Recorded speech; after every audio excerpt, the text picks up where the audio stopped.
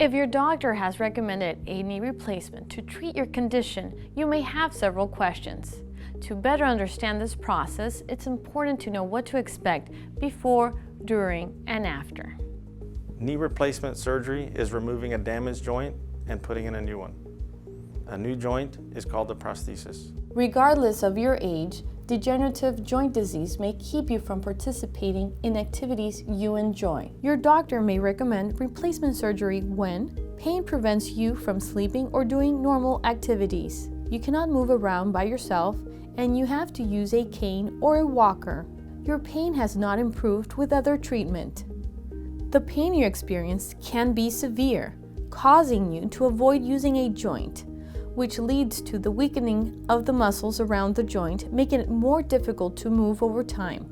Now that you know what knee replacement is, it is important that you understand the surgery and recovery process. Now we will explain the surgery and recovery process, including registration process, planning prior to surgery, home medications, quit smoking, control diabetes, the day before surgery, the day of surgery, etc. Registration process. You will have to register for your procedure.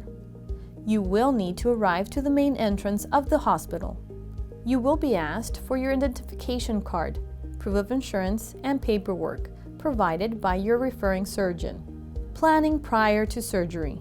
It is important to have your house ready for your arrival back at home. Check every room for tripping hazards.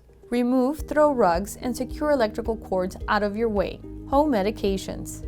Some medications, such as blood thinners, may need to be stopped for a certain amount of time. Please consult with your physician and follow medication instructions prior to surgery. If you're a smoker, this is the time to quit. Smoking should stop from the time you find out you're having surgery. Smoking increases your healing time to nearly double that of a non-smoker. Diabetes. Your blood sugar must be controlled in order to undergo surgery. Please monitor and take medications accordingly. The day before surgery. Follow the shower guidelines that will be provided to you by the pre-op nurse. They will ask you to use an antibacterial soap that comes in a white bottle called chlorhexidine. Please do not shave near or around the surgical site.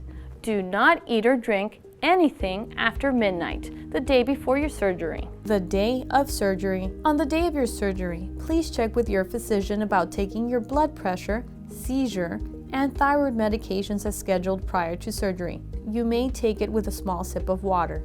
Please bring your home medications with you to the hospital the day of surgery. You may use your home medications during your hospital stay. If you wear contacts, please bring your glasses with you. Ladies, no makeup, no nail polish, and no hair clips. Do not put lotion, deodorant, or powder. Go to the main entrance at DHR Health, located on the corner on Dove Avenue and McCall Road in Edinburgh.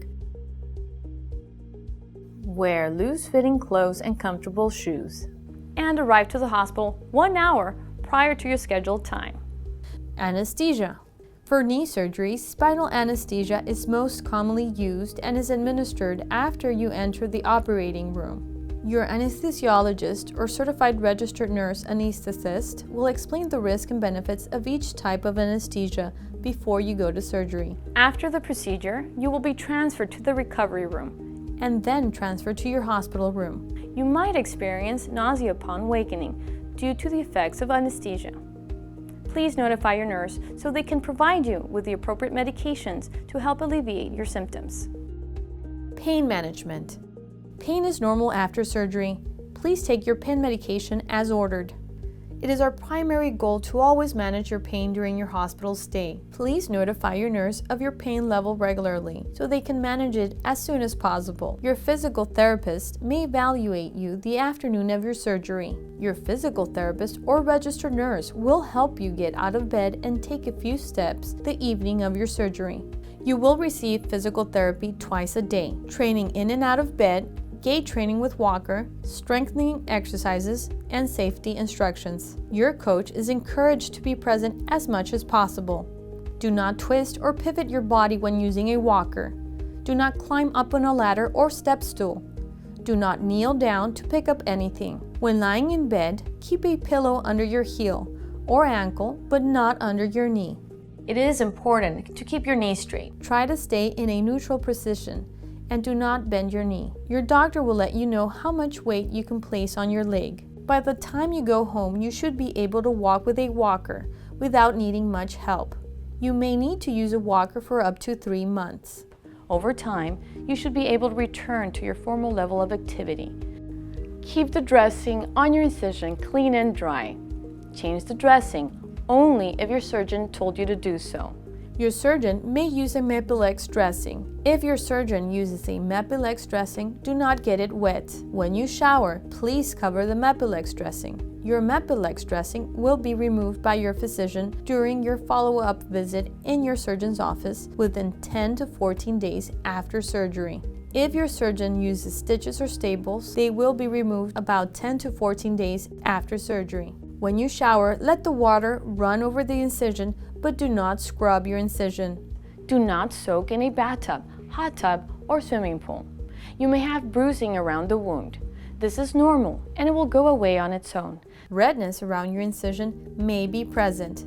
This is normal after surgery. Please call your doctor or nurse if your pain does not go away after you take your pain medication. If you have swelling, pain in your calf muscle, temperature over 101 Fahrenheit degrees, increased redness, drainage from incision. Chest pain, chest congestion, or breathing problems are a medical emergency. Please call 911. Nutrition for healing. What you eat before and after your injury can help you recover from surgery, heal wounds, and strengthen your bones and muscles. Use a high-protein diet. Adequate dietary protein is essential for proper wound healing as well as key nutrient in bone building. Your social worker will work with you, your family, and your physician to determine the most appropriate discharge plan to optimize your target goal of returning home. Other options can be discussed with your surgeon and social worker or case manager if needed.